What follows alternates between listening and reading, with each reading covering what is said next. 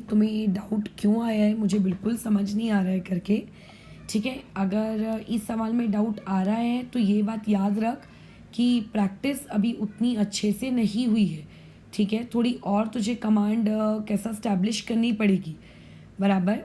Okay, तो अभी मैं बता देती हूँ करके कि ये चीज़ क्या होती है करके। अभी देखो, तुम्हें यहाँ पे अच्छी बात है करके कि आप लोगों को रिएक्शन लिख कर दी हुई है। तो ये सल्फ्यूरिक एसिड को प्रिपेयर करने की एक्चुअल में रिएक्शन है। अब इस रिएक्शन में ये बोला है कि आपके पास H2O कितना दिया हुआ है, 40 ml दिया है, यानी कि H2O का वॉल्यूम दिया हुआ है और साथ ही साथ में H2O की डेंसिटी दी हुई है। अभी देख, density equal to mass by volume होता है, तो अगर तू मास और वॉल्यूम को मल्टीप्लाई करेगा तो वहाँ से तुम्हारे पास क्या आ जाएगा, मास आ जाएगा। तो यहाँ से मास ऑफ H2O मेरे पास निकल के आ जाएगा 36 ग्राम। अभी मुझे H2O के मास से मुझ में कोई इंटरेस्ट नहीं, मुझे उसके मोल्स में इंटरेस्ट है। तो इसको मैं अगर 18 से डिवाइड कर दूंगी उसके मॉलिक्यूलर मास से, तो H2O के मोल्स कितने आ गए, 2। बस बात खत्म। अब आगे देखो जरा, आगे ये कंडीशन क्या लिखी है कि आपके पास SO3 है कितने, 180 एम पे एंड 300 कैल्विन पे। ठीक है, एक मिनट, ये 300, एक पेंसिल शायद मेरी डिस्चार्ज हो रही है। ठीक है, 300 कैल्विन में आप लोगों को दिया है। तो अभी जो आप लोगों का 300 कैल्विन तुम्हें यहाँ पे सिचुएशन दी है, 300 कैल्विन को अगर मैं डिग्री सेल्सियस में कन्वर्ट करूँ तो ये है आप लोगों का 27 डिग्री सेल्सियस। अभी याद कर, मैंने तुम लोगों को STP और NTP पढ़ाया था। वहाँ पे STP का तो आपका फ़िलहाल 0 डिग्री सेल्सियस की रिक्वायरमेंट वहाँ पे होती है, लेकिन जो तुम लोगों का NTP होता है, ठीक है, जो NTP का बताई थी वहाँ पे मैंने तुम लोगों को ये लिखवाया होगा करके कि जो NTP है वो NTP में जो आपने टेम्परेचर लेना है, ठीक है, वो टेम्परेचर आप कितना लेते हो करके 20 डिग्री सेल्सियस या फिर 25 डिग्री सेल्सियस, बराबर उतना कुछ लेते हो। ये सब मैं ऑलरेडी बताई हूँ तुमको, है ना। तो अभी यहाँ पर भी आपको टेम्परेचर कितना दिया हुआ है करके 27 डिग्री सेल्सियस दिया हुआ है।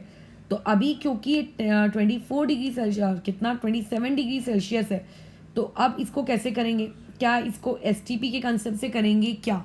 तो पहला सवाल ये हो गया, ठीक है, पहला सवाल ये हो गया क्या इसको STP के कंसेप्ट से हम लोगों को करना चाहिए। तो देखो जरा यहाँ पे, अभी यहाँ पर जैसे मैं लिखूँ कि प्रेशर आपको दिया है 180 m, ठीक है, यहाँ पे तुम्हें टेम्परेचर दिया है 27 डिग्री सेल्सियस। तो अगर टेम्परेचर 25 आता है, 27 आता है, तो भी तुम उसको NTP से ही करोगे। और NTP में मैं मानती हूँ कि वॉल्यूम अलग आता है, बट फिर भी हम लोग इसका वॉल्यूम निकालने के लिए उसको 22, मतलब इसके मोल्स निकालने के लिए इसको 22.4 से डिवाइड करेंगे। तो अभी तुम्हें ये वाली चीज़ कितनी दी हुई है, एक मिनट, थोड़ा सा लगता है मैंने क्वेश्चन गलत नोट डाउन कर लिया, ये नंबर चेंज हो गया। यहाँ पे शीट में ये लिखा है 50 लीटर, ठीक है, तो तुम्हें ये कितना दिया हुआ है, 50 लीटर दिया हुआ है। तो क्या कर लोगे, इसको आपका जो भी वॉल्यूम है उस वॉल्यूम को डिवाइड कर लेंगे हम 22.4 से। ठीक है, तो ये कितना आ जाएगा, 2.2 के आसपास कुछ आएगा। तो यहाँ से मोल्स ऑफ SO क्या है आपका 3, इसके मोल्स मुझे मिल गए 2.2। अब देखो, इसकी स्टोकियोमेट्री भी 1 है, इसकी स्टोकियोमेट्री भी 1 है। अब मुझे LR ढूंढना है, तो जिसके LR कौन होगा, यहाँ से ये होगा। अब LR कैसे ढूंढते हैं ये तुम लोगों को आता है, ठीक है, तो ये तुम लोगों का LR है। तो अगर मैं H2O के रिस्पेक्ट में अगर H2SO4 के मोल्स निकालूंगी तो H2SO4 के भी मोल्स यहाँ से कितने निकल के आ जाएंगे, आपके 2 निकल के आ जाएंगे। अब तुम्हें H2SO4 का मास ढूंढना है, तो एक H2SO4 98 का मॉलिक्यूलर मास का होता है, तो यहाँ से उसका वेट निकल के आ जाएगा तुम लोगों के पास 196 ग्राम करके। ठीक है, मेरे हिसाब से तुम यहाँ पे कंफ्यूज हुए होगे करके कि मैं क्या करूँ। अगर देख 25 डिग्री सेल्सियस आता है, 30 डिग्री सेल्सियस आता है, 27 डिग्री सेल्सियस आता है, तो भी तुमको NTP ही लेना है करके। ठीक है, इन सारी कंडीशन से हो सो कि आपको ये दिक्कत ना आए करके आगे।